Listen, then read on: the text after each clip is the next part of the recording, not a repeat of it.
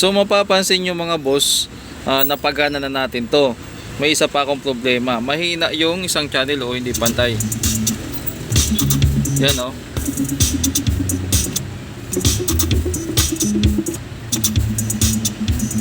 Hindi pantay ang tunog niya. So aalamin pa natin yan kung saan banda tayo nagkulang or may sira pa. So by the way, yung capacitor dito na nakaabang, gagawin pa natin yan, hindi pa tapos yan. Inuna lang natin pagkabit dito para matisting. Ayan, na gumagana na. Titisting ko na lang din niya sa mic. Tapos i-troubleshoot ko muna, magsisimula ako dito sa input.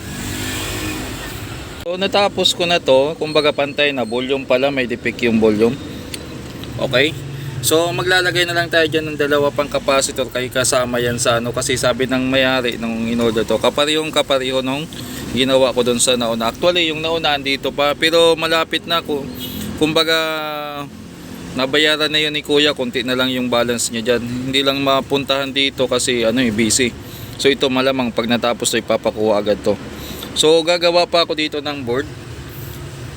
Baka umorder na lang ako sa online ng mga ready-made na board na sa susunod para madali mga ganito kaysa magtabas-tabas pa ako. Tingnan yung ginawa ko dati, sablay. Sablay yun, nakakahiya yung gawa natin, pero ganun talaga. Pwede naman yun, pero tingnan ko kung ano yung maiisipan ko dyan. Pwede lagay tayo dalawa pang 80 volts dito sa baba. Okay, ito buksan natin yung yung binili ko to nakaraan sa Raon, pinadeliver ko na lang dito. Ito yung 10,000 20 pieces, tapos mga extra na pyesa 10k at saka yan, transistor, yan yung mga pinamili ko. So tingnan natin tong capacitor kung paano ba discarte nito, saan ba natin bubuksan, dito or dito na lang siguro. Tuwain natin. Inomorder na ako ng hanggat meron pa, kasi yung 10,063 naubos na, nawalan sila ng stock. Dapat umorder ako ng marami. Ayan. Okay,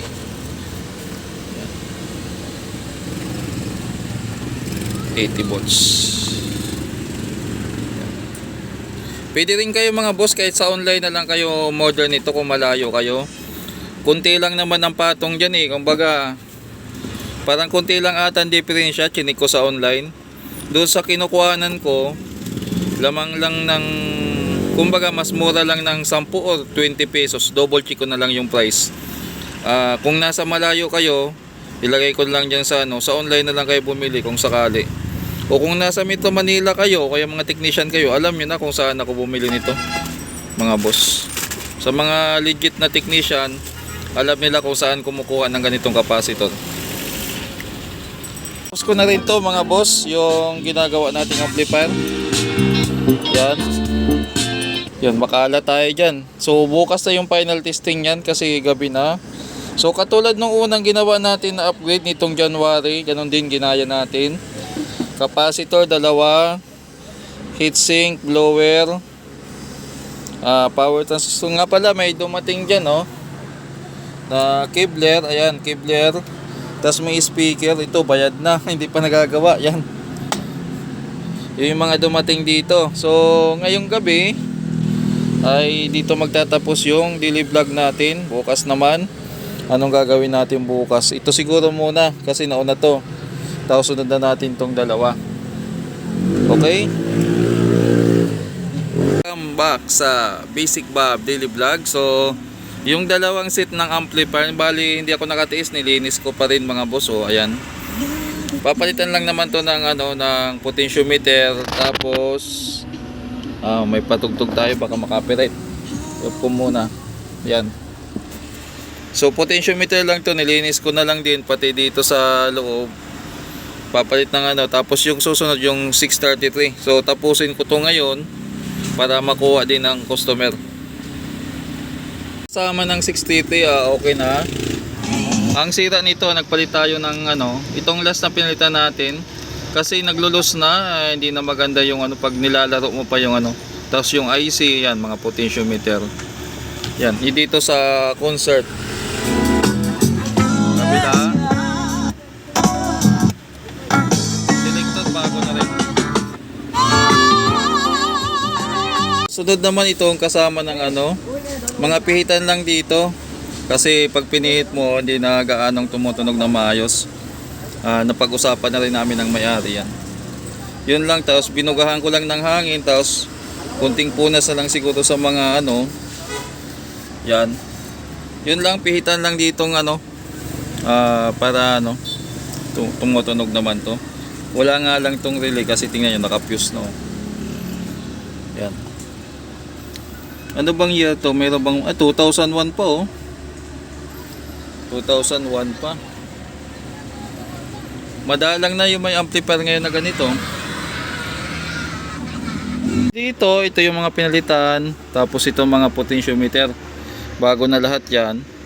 Yan, power na natin. Ayos na rin yung switch. Tapos bulong.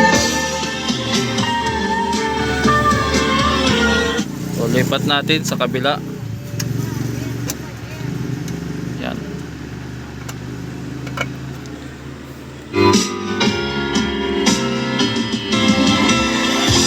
Okay na, baka maka-copyright tayo, naka-FM pala tayo ngayon mga boss. So, yung dalawang amplifier ayos na at sa tingin ko for the day, dito tayo mag-wrap up. Pero tingnan ko kung may gagawin pa ako mamaya, update ko kayo. Pero kung wala, upload na natin.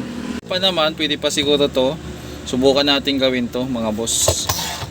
Speakers. Kaya lang sobrang liit ng magnet. Sabi ng may-ari, okay lang daw. Okay? Yan muna. Nalinis na natin to. Yan, ikakabit na natin tong bagong speaker na gagamitin natin.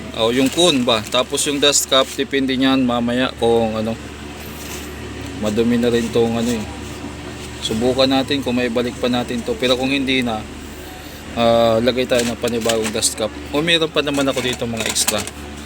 Yun na lang. Tsaka yung screen naman, sobrang dumi. Linisan na lang natin yan. Yun na lang muna mga boss. Mga boss, naayos na natin. Babalik lang natin yung cover para matakpan na uli. Okay na yan.